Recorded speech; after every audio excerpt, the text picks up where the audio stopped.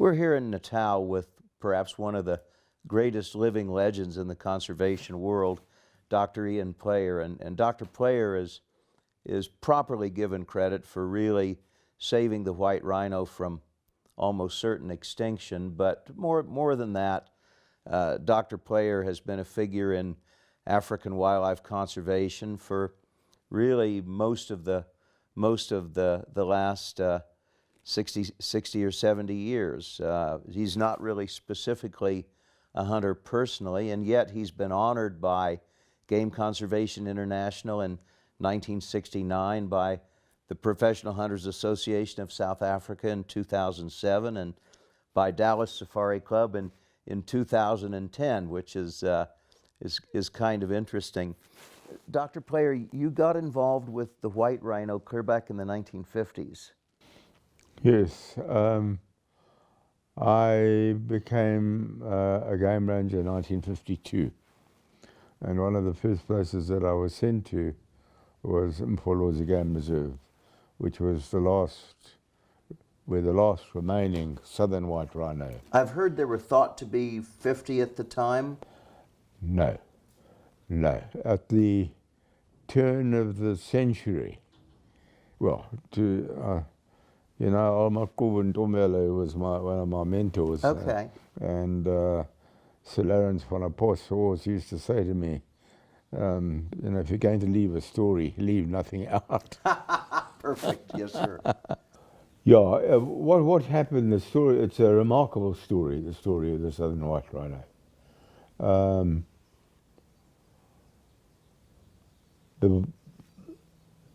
There were, in the late and early 1800s, literally hundreds of thousands.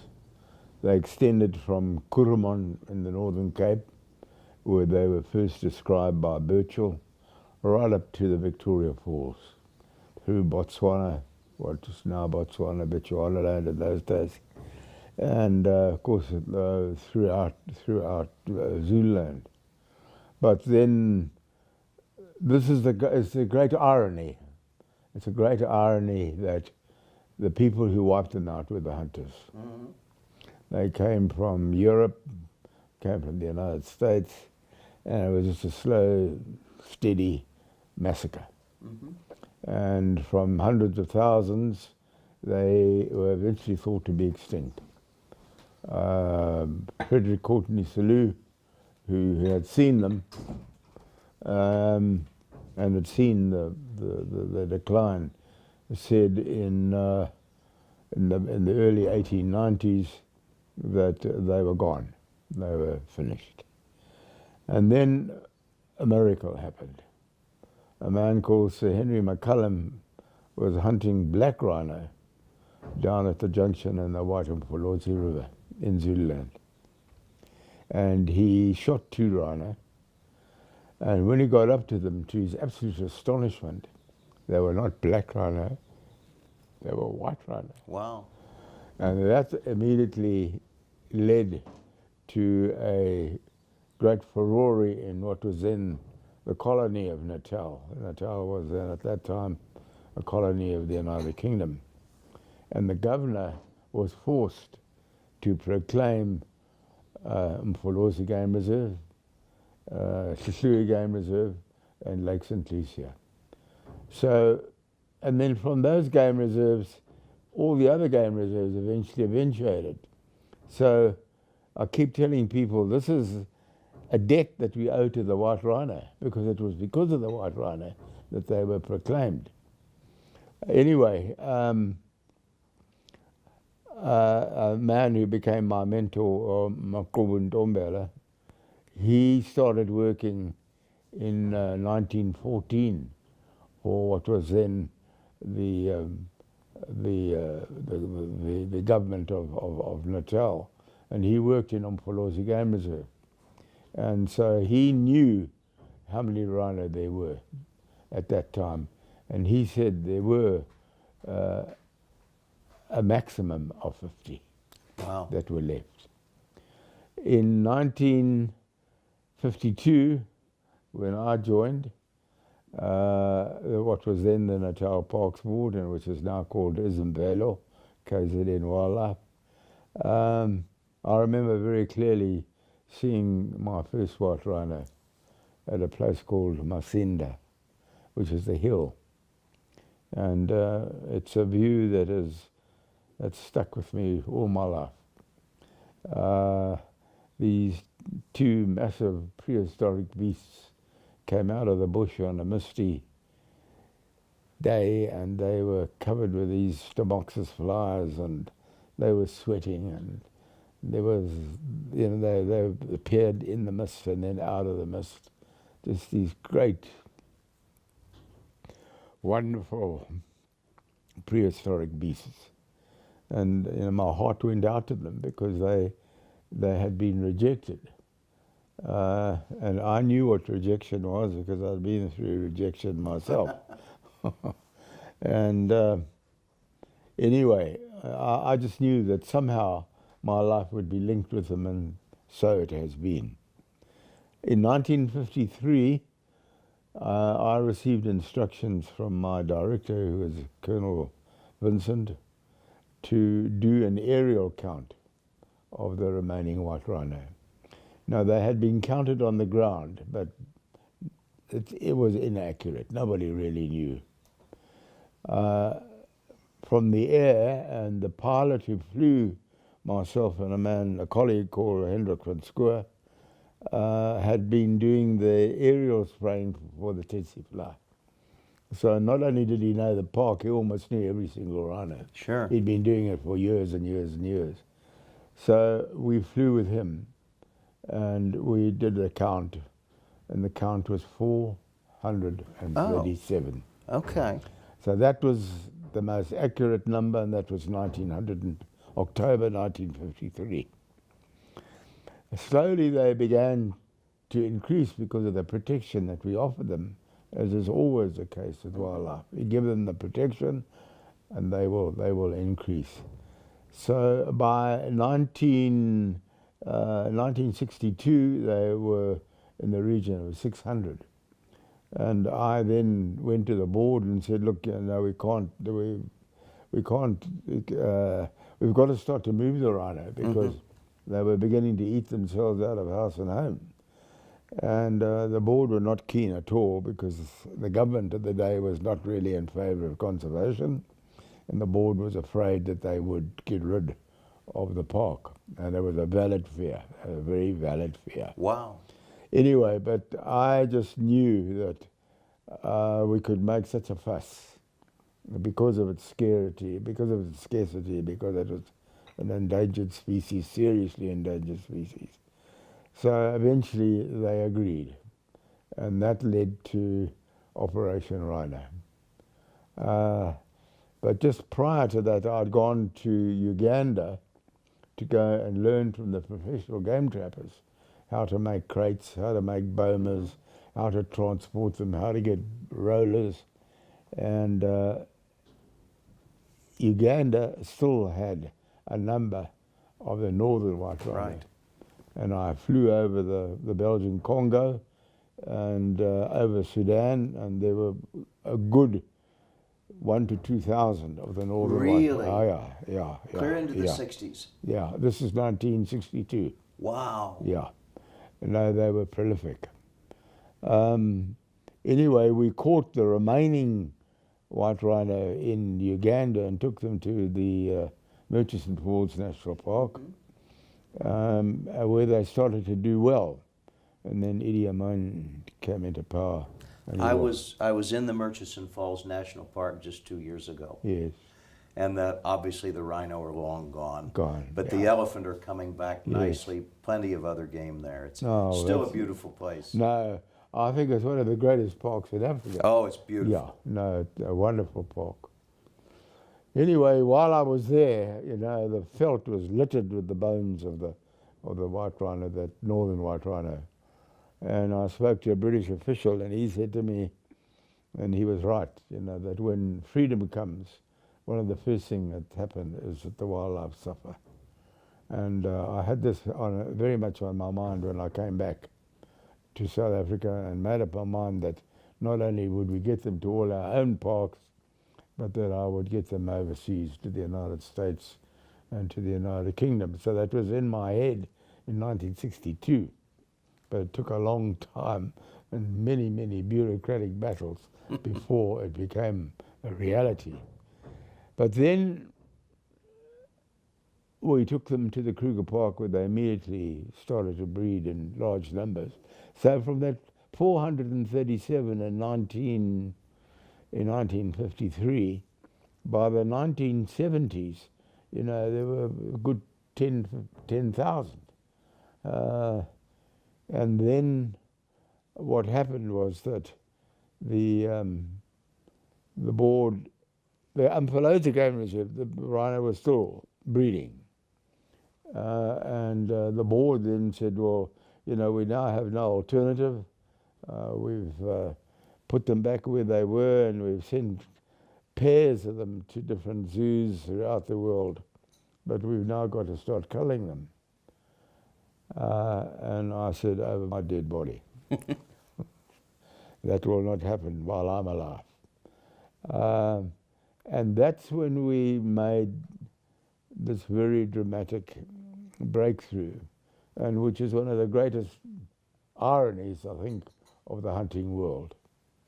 That there were, in the 1800s, this methodical massacre. Mm-hmm. In 1970, we put the white rhino back onto the hunting list. And as a result of that, game ranchers started to buy them. They bought them, and because they were able to be hunted, the Americans came, $20,000 to shoot a white rhino. Mm-hmm. And those early game ranchers were very fine people, as indeed many of them are today too, although there are bad apples there too. And they took that money and they bought more land, bought more rhino. And the rhino population exploded, exploded all over southern Africa because of these game ranches. Yeah, you actually exported them to both Namibia and to Zimbabwe. And to Zimbabwe. And I personally took nearly 100 to Zimbabwe, needless to say, regrettably. Yeah. Mr. Mugabe and his regime have wiped them out in Hongwe. However, they do still exist in some of the conservancies. Yeah, both at Lemco and Bubi and Zavi Valley. Yes. They all have white rhino. Which says a lot for the hunting community who look after them. Mm-hmm. But here you have this enormous irony that in the 1800s the hunters nearly wiped them out. In the 1970s, because of hunting, the white rhino population exploded. And we've got in the region now of probably 20,000. Yes. Not a bad deal from 437 and 19. No, it's really one of the greatest success stories in the world. Yeah. For wildlife, it really is. Well, but the poaching today has really started to escalate. Yes, it's extremely serious, but it's poaching for different reasons. Yes. And this is, brings me to the whole question of the rhino horn, which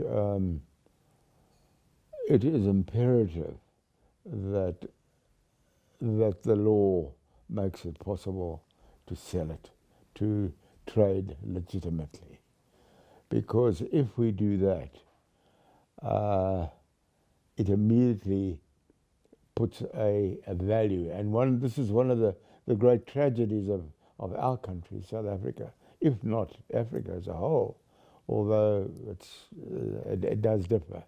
But here, the game at one time was very much the responsibility of the black people. But then with the coming of the whites and the colonization, that responsibility was taken away. And now what we want to do is to put the last frontier for the rhino, both the white and the black, is in the communal communities surrounding the parks. And if we can get the rhino back in there, they will increase in numbers, but they've got to be able to make money from the horn. And the value today of rhino horn is $65,000 US Yes. per kilogram. Yes, per kilo. So you don't have to have many rhinos No. in order to really produce income.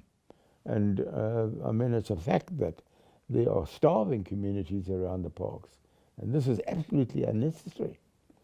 If the rhino are put back there and they look after them, and they can sell the horn and they can encourage limited hunting as well, in no time at all, the whole economic situation will change. But this is the tragedy. There doesn't seem to be any understanding of economics. No, right now the only demand is black market demand. Yeah. And it's worth a man's life to poach a rhino. Exactly. And why would they want to do that when it's possible to buy them? Sure. And I mean, I think this applies to the Chinese and to the Vietnamese as well. I mean, few of them have been caught recently and they're given 20 years in jail. Why would they want to go to jail for 20 years when you can do it legally? I mean, it just doesn't make any sense at all. And regrettably, and much to the anger of many of those of us who have given our lives for the rhino. I mean, my crippled status is partially due because of the early rhino capture. But the Secretary General recently congratulated the Czech government because they burnt the rhino horn.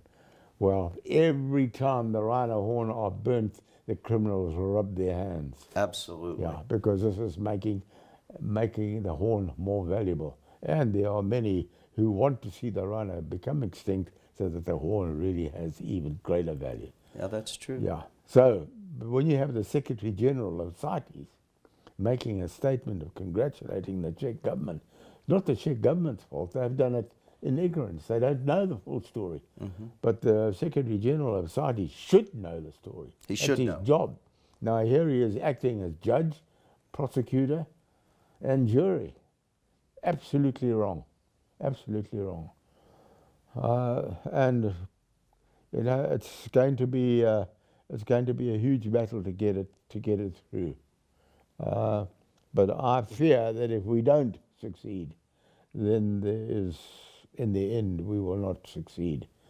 When you look at the figures, the poaching figures right at this moment, since 2008, it is now 3,700. Yes. Multiply, even if you take a conservative value of 1 kilogram per rhino, multiply 3,700 by 65,000 US dollars, you're talking about a lot of money. Yes. And our parks are starving for money. Sure. Yeah, I mean, all our parks are struggling for cash. But I know, I mean, that's simply said, but it's got to be done.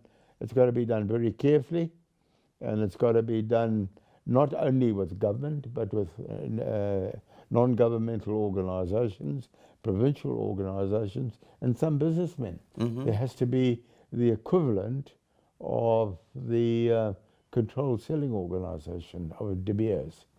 And we've had economists from De Beers look at it very carefully. Really? Oh, yes.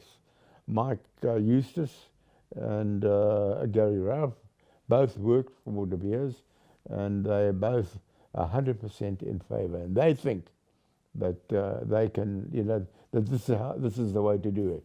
Yeah, you treat it like they treated diamonds. Now, It would be the way to do it. Yeah, yeah. And of course, your country and Namibia, they have storerooms of rhino. Absolutely. Yeah, that have no value at the moment. Not at all. Well, no, and there you have communities that are suffering. You have the parks that are suffering from the lack of cash. I mean, they're having to go out with a begging bowl to keep the parks going. It's tragic but when some people just set their minds, and it's, you know, that old saying, a man convinced against his will is of the same opinion still. Do you know the story of the rhino that was auctioned by Dallas Safari Club this year? Yes. That was interesting. We all really watched that, and actually a guy that I know purchased that rhino. Yeah. But he, as you know, it was a black rhino, Yeah. and he paid $350,000. But he did it very openly, and my goodness, the death threats. He had to put security on his family, and in fact, he's not yet harvested that rhino simply because he's paid the money. Yeah. But he may not actually harvest the rhino. But he probably will. But the funny thing is, of course, that the sad thing is the death threats that he got. Yeah. And after the auction, the phone calls continued to come in to Dallas Safari Club, and I think you know Ben Carter, their executive director, good friend to all of us. But anyway, Ben started taking the calls personally because he had a response. Yeah. And when they would go on and on about, and he would say, well, the gentleman that bought this would be happy to relinquish the rhino. It would take $350,000 and 1 cent. And if you're willing to write that check, then it's your rhino and you can do with it as you wish. No takers. I bet. Yeah. Yeah. No, it's a blindness. It is. A blindness. The same thing happened here in one of the local black communities. Isabella, the conservation authority, gave them a rhino, and they were told you can hunt it, and exactly the same thing happened. Really? Yeah, exactly the same. Wow. But they eventually did hunt it, and something like R1 million went to the community. They made a huge difference there. But this is the issue. The issue is that if we don't want those communities to starve, if we want the rhino to increase, this is the way that we have got to do it, whether one likes it or not. I mean, I don't like the idea of shooting rhino either. It doesn't please me at all. But there's a big difference between being emotional and sentimental. I'm very emotional about the rhino, but I'm not sentimental. And if one has got to die in order that more can exist, then obviously one must go that route. And that's the way we've gone. And that is why the white rhino, the southern white rhino, have increased to the numbers that they have done. The northern white rhino is extinct. Well, and gone. And the black rhino is extinct everywhere except your country and Namibia and a little bit in Zimbabwe. They're gone. Yeah. And they went very quickly. When we did that very first aerial count in 1953 and counted 437 white rhino, there were an estimated 60,000 black rhino in East Africa. Yes. Gone. And they're all gone today. And again, this is where hunting played such a very important role. But the world, I'm afraid, has become so urbanized that there is no understanding of this anymore. This is our problem. Yes, we live in an urbanized world where it has become over-sentimental. I remember going to America for the first time in 1964. I helped Metro-Goldwyn-Mayer make a movie, and they took me over as a present for a holiday. I said afterwards, if that's your holiday, never invite me here to work. But, wherever I went to the national parks, there was Bambi. Yes. Don't burn. And I remember talking to the national parks officials, and they all agreed with me. If they don't burn, then these places are going to get burnt out. Well, you saw that happen. Absolutely. At National Park. It took another 20 years, but we lost most of it. Yeah, indeed. So there was that sentimentality as opposed to emotion. And this is, the point that I try to drive all the time. Yes, we've got to be emotional about wildlife, because as Almakubu, my mentor, used to say, they are brothers and sisters. But you cannot be sentimental. And sentimentality is dangerous because the opposite of that is brutality. Yeah, Yeah, that's true. yeah, yeah. Well, you've had such a wonderful career, and is there anything else you'd like to say to an American audience? Well, yes, I would like to. I would like. I had the great fortune of meeting Stuart Udall Yes. in the 1960s when he was Secretary to the Interior. An outstanding man who eventually kindly came here when I organised the First World Wilderness Congress in 1977. And I told him that African conservation owed a great debt to America. There were two Fulbright scholars who came out in the 1960s, Mossman and Dasman. Mossman, I think, was from the University of California. Dasman, I'm not quite sure which university. But they came out as Fulbright scholars, and they brought with them what America had been doing for a long, long time, managing its wildlife. And they started off in what was then Rhodesia, now Zimbabwe, on the Henderson Ranch, which was a cattle ranch. And they proved to them that if you managed the wildlife and you brought in hunters to take selected targets, that you would make more money than you would make out of cattle. That was Ian Henderson's ranch. Yeah, yes, I knew him. Yes, indeed, yes. And I went to Zimbabwe, or Rhodesia it was in, and I met Mossman and Dasman and listened very carefully to what they had to say. And we brought that principle here.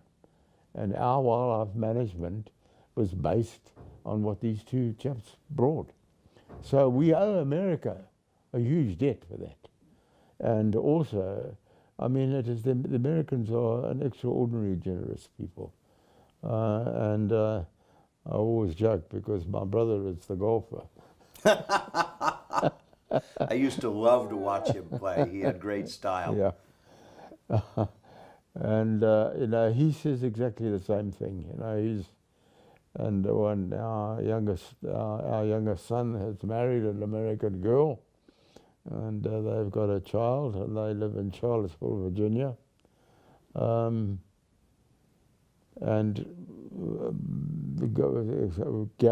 of Gary's daughters also married an American. So I feel very close to the United States.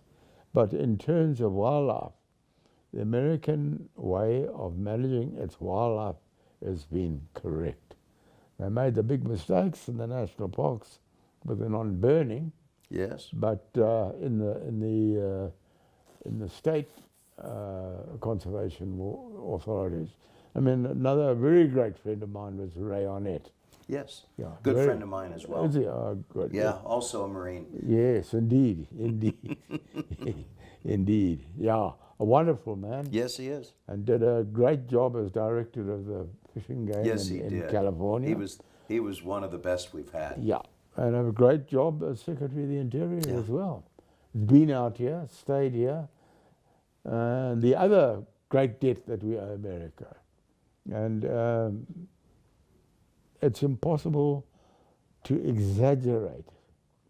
It was the Wilderness Society of the United States that prompted me to get wilderness areas set aside in this country, in my province, the province of KwaZulu-Natal.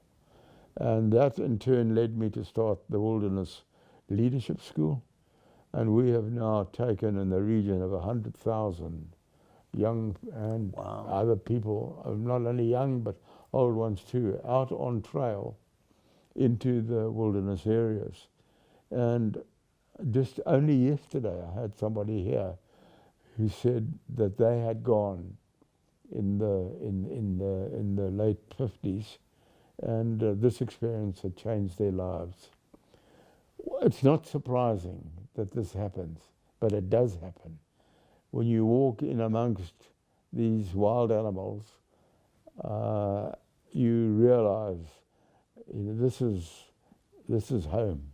This is how we once lived, and it has an enormous impact on the unconscious part of ourselves, because the unconscious is linked to our long past. Mm-hmm.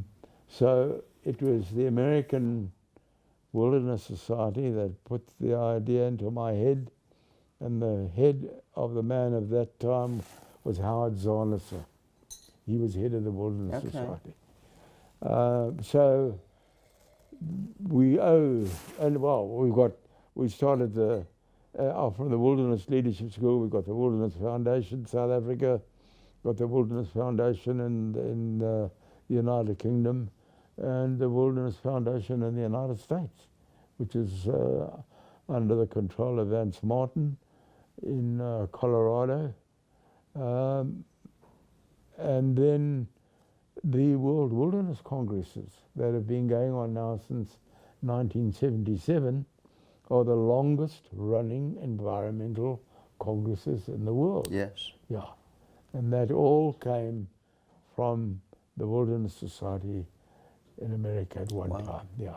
But I remember going to the Wilderness Society many years later and telling them, look, I came here.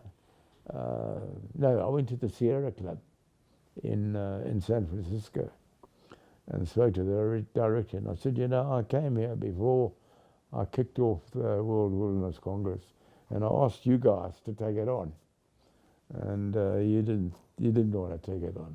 I said, well, we took it on, and now it's become the longest running. Fantastic. Yeah. So yes, we owe America a great debt for its wildlife management. The principles are unassailable. And if we want the wildlife of the world to continue, of course, all different aspects of conservation has got to be taken into consideration. And hunting is definitely one of them. Whether you like it or not, makes no difference. No, it's a matter of practicality, and of course in America, our entire wildlife management system was based on the simple fact that hunters pay for it. Yes. Nobody else pays for it. Yeah, exactly. And that has worked for us really well for 130 years. Yes. We started a little bit late, but but it's worked very well for us. Indeed. And there's unfortunately in a practical world, there's another key principle involved there, and that's that there is no alternative funding. Yeah. If the hunters, because of the way we set it up, and the fishermen too, if the hunters and fishermen don't pay for it, you won't have it. Yeah, there's no other way to pay for it. And it's really much the same here. Yeah. Yeah, we haven't reached the stage yet where it's been completely understood. Yeah. But we've made huge progress. Yes. We've made huge progress. Well, I mean, I think of Scotland too, and the red and the deer. Oh, absolutely. Yeah, exactly the same. They're everywhere because they're a cash crop. Yeah, yeah, exactly. So there has to be an understanding of the economics. Yeah, there has to be that understanding, and unfortunately, there are people in the world who are so sentimental. And I can understand it. Well, sure, I can too. Yeah, I can understand it. Especially people that haven't grown up with any real exposure to wildlife. Exactly. It's a lot easier to be sentimental when you're in a city apartment. Yeah, you have very little alternative. Yeah. Instead of having a garden, you've got a box on the veranda. Yeah, that's right. Yeah, it's a big difference. No, God bless America for what it has done. And the world is in a pretty bad state at the moment. I think when I had our local parish priest here yesterday to give us communion, which he kindly comes because I can't make the church anymore. And I just said to him, We are watching the march to Armageddon. I'm afraid we are. Yeah, and I watched on CNN yesterday as well. Netanyahu, the Israeli Prime Minister, talking, and one realizes that there has been a complete misunderstanding of what is actually going on in the Middle East. Yeah. Yeah. It's a nasty thing. Yeah.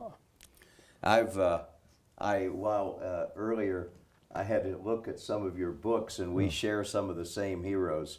I'm interested by your entire rack on T.E. Lawrence. Oh yes. Yes. Good. Yeah, I've read his as well, and of course Churchill and so many more. But yeah, it's a very eclectic display of books. But have you had a look on that side? I have.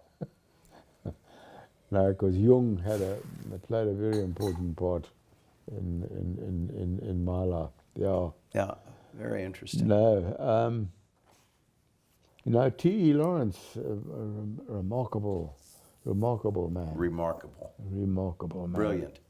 Yeah.